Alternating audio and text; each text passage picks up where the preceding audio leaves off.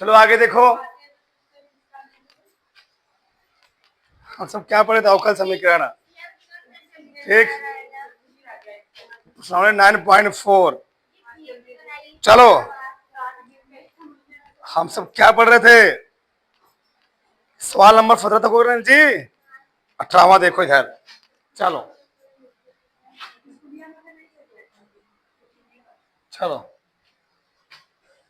एक वक्र के किसी बिंदु एक्स वाई पर स्पर्श रेखा की प्रवणता स्पर्श बिंदु को बिंदु -4, 3 से मिलाने वाले रेखाखंड की प्रवणता की दुगनी है। यदि यह वक्र बिंदु -2, 1 से गुजरता हो तो इस वक्र का समीकरण ज्ञात कीजिए। देखो ध्यान से, इधर उगाना क्या चाह रहा है, एक वक्र के किसी बिंदु एक्स वाई पर स्पर्श रेखा की प्रवणता, ध्यान से, बिंदु एक्स कामा वाई पर स्पर्श रेखा की जो प्रवणता है, सो ध्यान से, बिंदु एक्स कामा वाई पर स्पर्श रेखा की जो प्रवणता है वह बिंदु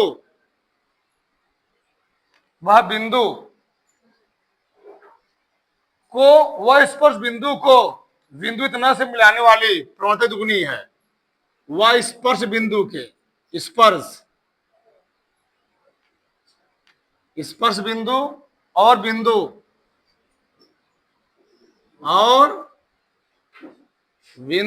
कौन है जी, -4, -3 को मिलाने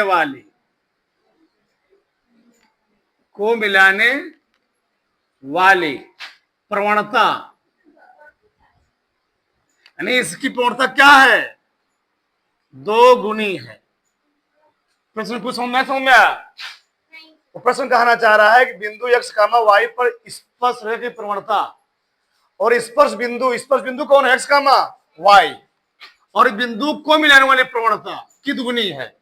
मतलब वो कहना चाह रहा है एक्स वाई पर स्पर्श रेखा की प्रवणता क्या होती है, डीवाई बटे डी एक्स। क्या जी, डीवाई बटे डी एक्स ये होती है। इसी हम लोग कहते हैं ढाल। क्या बोलते हैं, ढाल बोलते हैं, झुकाव ढाल बोलते हैं, यम बोलते हैं, tan थीटा बोलते हैं। बैठो, 2 गुणे स्पर्श बिंदु कौन था, एक्स कामा वाई। इस स्पर्श बिंदु और बिंदु -4, -3 की प्रवणता ना को मिलाने वाले की प्रवणता सुनो ध्यान, इधर इसकी और इसकी प्रवणता का दुगुना कौन है, डीवाई बटे डी एक्स। बिंदु एक्स कामा वाई पर स्पर्श रेखा की प्रवणता ये हो गई। इसकी और इसकी दोनों मिला के जो प्रवणता होगी वह इसकी प्रवणता क्या है, दुगनी है। यानी डीवाई बटे डी एक्स बराबर हो गया 2 गुणे, अगर हमको 2 बिंदु दिए गए उनकी प्रवणता फार्मूला क्या होता है, ये मैं लिख दूं, यम बराबर होता है y2 माइनस y1 बटे x2 माइनस क्या होता है, x1 होता है। अगर हमको 2 बिंदु दिए गए उनकी प्रवणता फार्मूला होता है, रखो इसी पे, y2 कितना है -3, y2 -3 -1 जी बटे -4 -6, माइनस कॉमन ले लोगे तो माइनस कट सब प्लस हो जाएगा, क्या हो जाएगा, यानी यहाँ रेडी हो गया डीवाई बटे बराबर 2 गुणे y + 3 बटे क्या हो गया x + 4 हो गया। यहां तक किसी को डाउट, यहां तक किसी को समस्या बताओ, क्या दिक्कत है। स्पर्श प्रवणता यह होती है, बिंदु ई और बिंदु ई की जो प्रवणता होगी ये हो गई, ये जो है इसकी प्रवणता की दुगनी है, हो गया, फॉर्मूला लिखा गया है। y2 - 1 क्या होता है, x2 - x1 हो गया जी, ठीक, ये हो गया। अब इसको हम हल करेंगे, y वाला पटन एक तरफ, x वाला पटन ना, dy बटे क्या हो जाएगा y प्लस 3 बराबर, ठीक, दो रहने तो क्या दिक्कत है। चलो जाएगा 2/x प्लस 4, तो यहां पर क्या हो गया dx। हम लोग क्या करेंगे, दोनों पक्षों का समाकलन, दोनों पक्षों का, दोनों पक्षों का क्या करने पर समाकलन करने पर, तो इंटीग्रेशन dy अपान क्या हो गया y प्लस 3 बराबर 2 बाहर निकाल लो, dx अपान x प्लस 4 आ गया। इसका समाकलन क्या होगा, log माड में y प्लस 3 बराबर 2 log माड में x प्लस 4। अभी बताओ, अगर यहां भी लगा रहा है यहां भी लगा तो अगला क्या आएगा, वो भी लागा ही आएगा, लाग सी जी।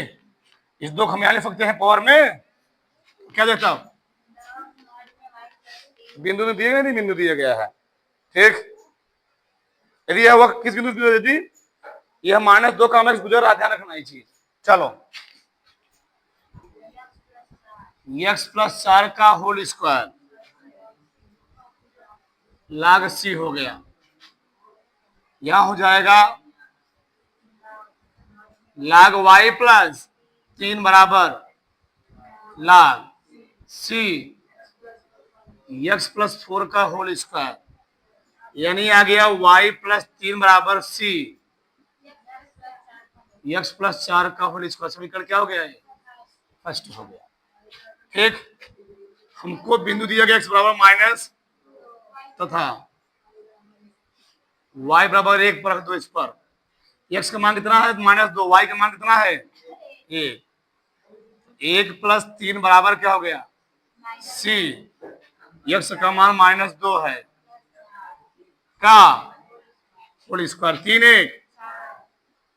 यहां तक कोई डाउट, समान रखे हुए हैं, हो गया बताओ खड़ा यहां पर c आ गया 2 का होल स्क्वायर, यानी 4 बराबर क्या हो गया 2 दूनी 4 से c की मान कितना आ गया 1 हो गया। किसी को दिक्कत, c का मान कितना आ गया 1 आ गया, c का मान हम लोग कहां रख देंगे समीकरण 1 में, तो c का मान समीकरण में रखने पर, c का मान समीकरण किसमें जी 1 में रखने पर रख दो, क्या हो गया बताओ, y प्लस 3 बराबर 1 गुणे x प्लस 4 का, यानी y प्लस 3 हो गया x प्लस 4 पूरे का पूरे स्क्वायर, ये हो गया आंसर, ठीक। उतार फटाक से, फटाक से, ठीक। चलो देखो यार 19वां सवाल क्या है,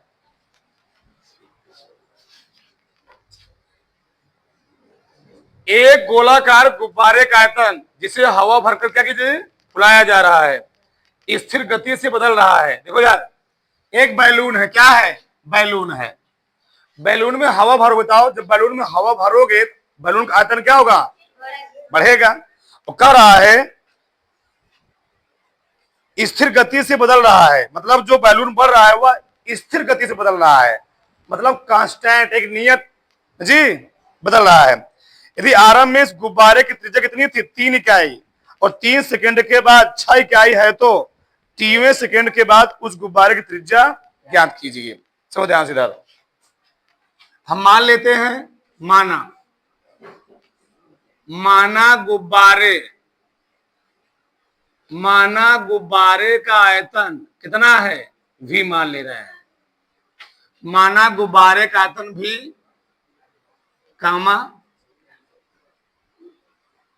ठीक, तथा त्रिज्या कितना है जी r है, तथा त्रिज्या कितनी है r है। कोई दिक्कत, अब बताओ अगर मैंने मान लिया गुब्बारे का आयतन भी है, त्रिज्या कितनी है r, अब यहां समझो ध्यान से, तुम लोग जानते होगे ये बोल रहा है गुब्बारे का आयतन बदल रहा है, परिवर्तित हो रहा है। यानी गुब्बारे के लिखो, गुब्बारे के आयतन में परिवर्तन, गुब्बारे के आयतन में परिवर्तन, गुब्बारे के आयतन में परिवर्तन। ठीक, हम लोग लिखेंगे डीबी अपान क्या लिखेंगे, डीटी। और किस नियत से बढ़ रहा है, ये नियत बदल रहा है। क्या बढ़ रहा जी, नियत। कहने मतलब ये है कि टाइम बढ़ने के साथ साथ एक नियत दर से बढ़ रहा है, एक नियत दर से। आयतन में जो परिवर्तन है समय परिवर्तन के साथ, वो नियत है। क्या है, नियत, कांस्टेंट है।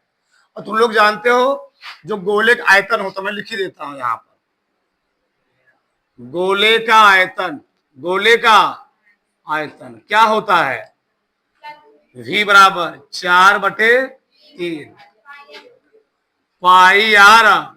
तो यहाँ पर आराम से, ठीक। चलो, तो डी बटे क्या हो गया, डी टी ना, डी बटे डी टी हो गया। भी का मान कितना है, यहां रखोगे, भी का मान कितना बोलो, 4/3 पाई आर क्यू बराबर क्या हो गया है, बराबर हो गया के।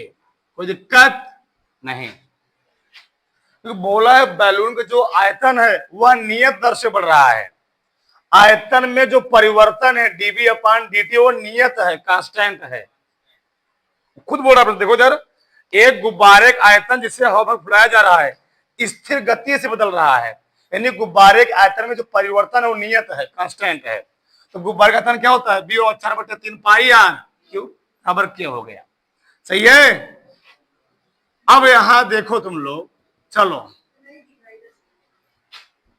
बाहर क्यों निकला, यहां से 4/3 पाई बाहर निकलो। सही है। बचा क्या, डी अपान डी टी, डी अपान डी टी बचा, आर क्यू बराबर क्या हो गया, के हो गया। अब आर क्यूब का हमको किसके सापेक्ष अवकलन करना है, टी के सापेक्ष। तो क्या आएगा, तब आ जाएगा 4π/3 गुणे भैया 3r² तो होगा ही। हम इसको आर का हम लोग किसके सापेक्ष करें, टी के सापेक्ष। यहां पर क्या जाएगा, आ जाएगा dr अपान dt आ जाएगा। समझे, आर का हम लोग किसके सापेक्ष अवकलन कर रहे हैं, टी के सापेक्ष। तो इसको हम लोग क्या मान लेंगे, टी मान लेंगे। क्या मान लेंगे जी, टी मान लेंगे। तो टी क्यूब का अवकलन क्या होगा, 3t², 3t। इसको हम टी माने हैं ना, इसका फिक्स करोगे तो क्या हो जाएगा, डी बराबर ये क्या हो गया, कितना है जी, यहां पर के आ गया। किसी कोई डाउट नहीं। अब बताओ, डी आई इधर आने दो, डी टी कहां जाओ, उधर ले जाओ। तो क्या देता, 3 क्या हो गया, कट गया, आ गया 4πr² इंटू क्या आ गया, डी आर के इंटू डी टी आर। सही है। हम लोग क्या करेंगे, दोनों पक्षों का समाकलन। यहां तक कोई दिक्कत, एक बार देख लो ध्यान से। प्रश्न बोल रहा है गुब्बारे का आयतन नियत दर से बढ़ रहा है, यानी डीबी अपान कितना हो गया, डीबी अपान डी क्या हो गया, के। गोले का आयतन कितना होता है, 4/3 पाई आर क्यू। लाख में यहां रखा, रख दिया, 4/3 बाहर चला, कांस्टेंट था। अब आर है यहां पर क्या है, डीटी है। तो आर का हम लोग अवकलन किसके सापेक्ष करना है, टी के सापेक्ष। इसको हम लोग टी मान लेंगे। तो टी की अवकलन क्या होता है, 3t²। ये टी था, तो डी आर अपान dt हो गया। 3 क्या हो गया, कट गया। दोनों पक्षों का क्या करने पर, दोनों पक्षों का समाकलन। लगातार सवाल बताने को, सवाल तुम लगाना तो है नहीं। चलो 4πr² इंटू क्या आ गया, डी आर बराबर के इंटू क्या हो गया, डी टी। ये कहां जाएगा, ये जाएगा बाहर, हो जाएगा 4πr²। नहीं नहीं 4π 4 पाई चला गया बाहर, आर स्क्वायर इंटू क्या हो गया बराबर के बाहर चला गया 1 इंटू क्या हो जाएगा, तो आया होगा ना, आर स्क्वायर का समाकलन करना तो क्या जाएगा, हो जाएगा आर क्यूब बटे 3 बराबर के टी, और सी कहां लगाओगे, इधर लगा, ठीक है। क्या आ गया 4 पाई बटे 3 आर क्यूब आ गया बराबर क्या आ गया के टी प्लस सी। ये हो गया समीकरण नंबर फर्स्ट। अब इसमें कंडीशन दिया, क्या दिया है, कंडीशन दिया है। देखो क्या कंडीशन दिया है, ये बताओ हमको इसमें, तुमको इसमें कांस्टेंट कौन कौन है, के और सी, के और सी इसमें कांस्टेंट है, तो दिया त्रिज्या तो फिक्स होता है, ठीक। के और सी क्या कांस्टेंट है, इन दोनों को मान निकालना पड़ेगा। प्रश्न में बोला क्या, देखो ध्यान से यार, यदि आरंभ में इस गुब्बारे की त्रिज्या 3 इकाई है, वो कह रहा है कि आरंभ में कहने का मतलब ये है कि टी बराबर 0 पर, टी बराबर 0 पर आर का मान क्या इकाई है, 3 इकाई है, सही है, ठीक। आगे क्या बोला, 3 सेकेंड के बाद में जी, बाद में अंत में कह सकते हो, यानी टी बराबर 3 पर आर का मान कितना है, ये बताओ। 2 अन्योन्य है और 2 हमको मान दिए गए हैं, नहीं निकालेंगे दोनों को मान, निकालेंगे। पहले हम लोग कौन मान रखेंगे, पहले हम रखेंगे 0 वाला, पहला वाला आरंभ वाला। चलो हम लोग क्या रखेंगे, पहले रखोगे टी बराबर 0 तथा कितना जी, आर बराबर 3 इकाई रखेंगे। लंबा सवाल है, जिस लाइन में बता देना फिर समझा देंगे, क्योंकि लंबे से सवाल है, छोटे छोटे सवाल है ही नहीं इसमें, सब बड़े बड़े सवाल हैं, कोई सवाल है जो छोटा छोटा हो। पहले क्या रखेंगे, टी बराबर 0 रखो, तो 4 पाई बटे कितना हो गया 3, आर का, हाँ एक मिनट बढ़ा गया, गुणे 3 का क्यूब बराबर कितना हो गया, के गुणे टी का मान 0 प्लस सी, तो हो गया 4 पाई बटे 3, यहां हो गया 27 बराबर कितना जी, 3 9 चौके, यानी सी का मान आ गया 36 पाई, इसी का मान निकला। कब रखने पर, जब मैंने रखा टी बराबर 0 और आर बराबर 3 इकाई, सही है। अब क्या रखेंगे, दिख रहा नहीं दिख रहा, यहां रखूं,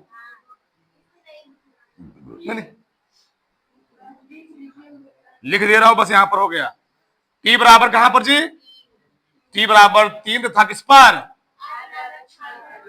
आर बराबर 6 इकाई रखने पर। फिर देखो उधर हमने क्या रखा, टी बराबर 3, आर कितना रखना 6 इकाई रखो यहां पर। तो जहां जहां यहां पर क्या है, टी है, क्या रखोगे, जहां जहां टी वहां रखोगे 3, जहां जहां क्या रखोगे रखो। चलो रखो यहां पर, क्या होगी जी, 4 पाई बटे 3 गुणे 6 का क्यूब बराबर के गुणे 3 प्लस सी का मान दिया गया है, सी का मान है 36 पाई। तो कोई दिक्कत किसी को, आर का मान है 6, टी का मान है 3, सी का मान 36 पाई, तो किसका मान निकल आएगा, के का मान निकालो। और समीकरण कौन था, एक था, चलो निकालो। 4 पाई बटे 3, 6 36 छक्का 200, 3 के बराबर प्लस 36 पाई, कितना आ गया है 72 आ गया। 72 चौका 4 दूनी 8, 4 सतह 28, 288 क्या गया जी पाई, बराबर क्या गया 3k प्लस 36 पाई। सही है गलत है, बताओ कितना आ गया, हमको निकालना है 3k का मान, किस मान निकालना है 3, हम लोग लिखेंगे 3k बराबर 288 माइनस 36 पाई। सही है। बोलो कितना आया है? ये आ गया 3k बराबर 200। खतरनाक सवाल है इसमें। इतना कटे पिटे नहीं, पाई भी है। कटो इसको। 324 3 चौके पाई। तो केओ का मान आ गया, किसका मान आ गया? सी का मान आ गया। गजब, सही है, यही मान आएगा। चलो चेक करते हैं। तो रखो, कहाँ रखोगे? यहाँ पर जी रखो। हमको निकालना किसका मान है? त्रिज्या में परिवर्तन निकाला, ध्यान रखना। त्रिज्या आर का मान निकालना है। किस मान निकालना है? आर का मान। रखो, कहाँ है समीकरण लिखना जी? समीकरण एक से बताओ। समीकरण एक क्या है? बोलो। 4π/3। गजब गजब। चलो 4π/3 r³ बराबर के का मान कितना है? 84 पाई टी ना जी, प्लस 36 पाई। सही है, कोई दिक्कत नहीं ना जी। चलो इस कॉमन मान दिख रहा है? 4 कॉमन है, 4 पाई कॉमन है। 4/3 पाई आर का बराबर क्या कॉमन है? 4 पाई कॉमन लो तो क्या बचेगा यहाँ पर? 12 का मौलिक क्या करोगे? मतलब क्या निकलेगा? 21 टी आ गया, प्लस कितना आ गया? 9 पाई आ गया।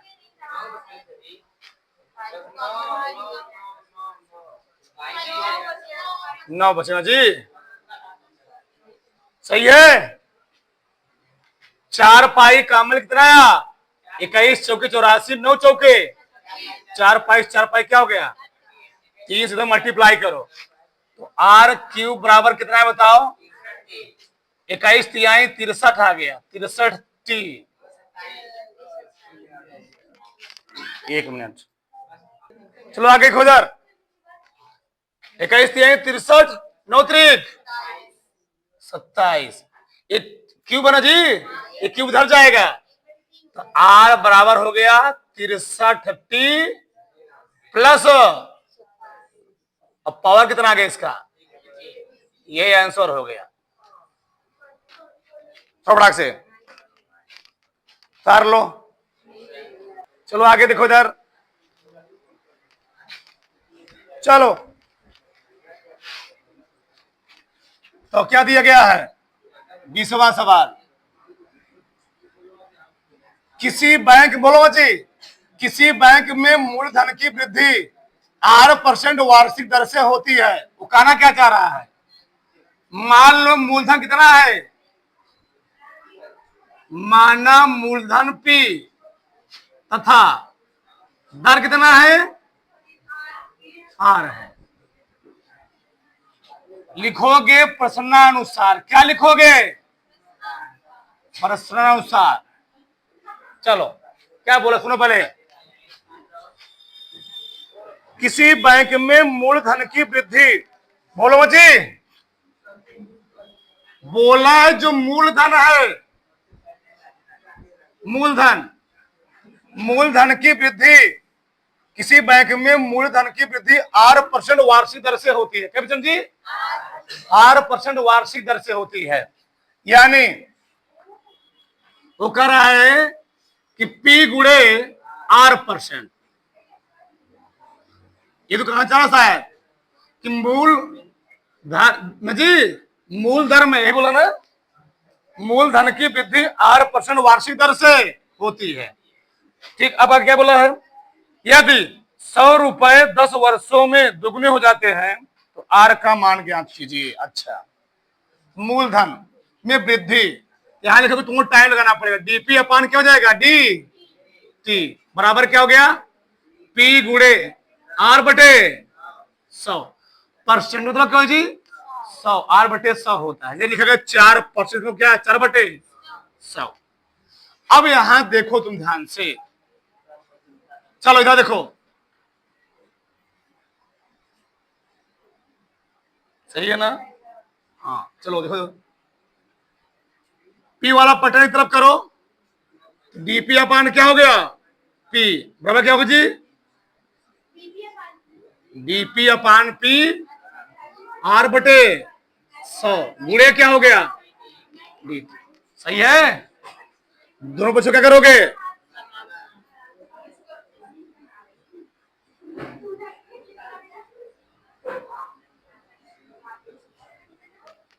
दोनों पक्षों का समाकलन करने पर एक क्या हो गया, डीपी अपान पी बराबर R बटे 100 कहां चला आया, समाज से बाहर, 1 × क्या हो गया, सही है। बताओ क्या है यहां पर, 1/P, 1/P समाकलन क्या होगा, log P बराबर R बटे 100, एक का समाकलन टी के सापेक्ष टी प्लस क्या लगा दोगे, सी। ठीक है, समीकरण क्या हो गया जी, ये समीकरण हो गया एक, क्या हो गया, एक। चलो आगे देखो इधर, अब बोला क्या है, इस बैंक में 1000 रुपए जमा कराए जाते हैं, ज्ञात कीजिए कि 10 वर्ष बाद यह राशि कितनी हो जाएगी। मैं कहां पढ़ रहा हूं, अच्छा यहाँ यदि 100 रुपए 10 वर्षों में कितने जी, दोगुने हो जाते हैं। अच्छा 100 रुपए 10 वर्षों में, चलो यानी प्रारंभ में क्या रुपए था, यानी t बराबर 0 पर P का मान कितना था, 100 रुपए। फिर कई वर्ष बाद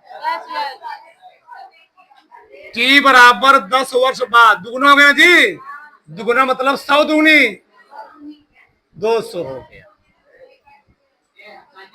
ठीक, चलो रख दो यहां पर मान, क्या रखोगे, t बराबर 0 तथा 100 पर रखो, यहां पर हमको निकालना किसका मान, R का मान निकालना है ना जी, रखो यहां पर, तो t बराबर रखो, लाग 100 है ना, लाग 100 बराबर R बटे 100, t का मान कितना है, t का मान 0 प्लस 0 हो गया ना, इसको फक्त 10 घाते 2 ना जी, सी 2 जाएगा उधर 2 आ जाएगा, गुणे लाग 10 आ गया, लाग 10 का मान कितना होता है, 1 होता है। ठीक, सी का मान कितना आ गया, यहाँ पर सी का मान 2 आ गया।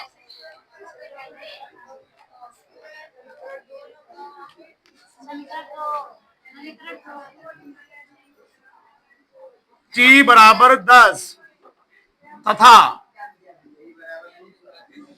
p बराबर 200 पर क्या जगह तब रखोगे, p के स्थान पर रखोगे 200, अब तक सवाल हो गया होता, R बटे गुणे t का मान कितना है, t का मान 10 प्लस जी कितना, c, और c का मान कितना है, 2 है। लाग 200 हम लोग कह सकते हैं, लाग 2 गुणे 10 घाते 2 लिख सकता हूं, बराबर R बटे कर दिए प्लस कितना आ गया, 2 आ गया। इसीलिए मैं 16 में था, तो इसीलिए रीजन यही है, तुम बताते हो, लाग 2 आ गया, लाग A प्लस B, 2 कहां चलाएगा जी, 2 लाग 10 बराबर R बटे 10 प्लस क्या आ गया 2, लाग 2 का मान किताब में दिया गया है, एक यहां मैं रखता हूं 0.6931 6931 प्लस 1,10,000 का मान 1 हो जाएगा ना जी, 2 बचेगा बराबर R बटे +2 कर फिर गया है, गुणा कर दो इधर, ये आ गया R बटे 10 बराबर 0.693। R का मान आ गया 10 यूनिट जी 6.931%। उत्तर हो गया है, रेट पूछा था। तो फटाक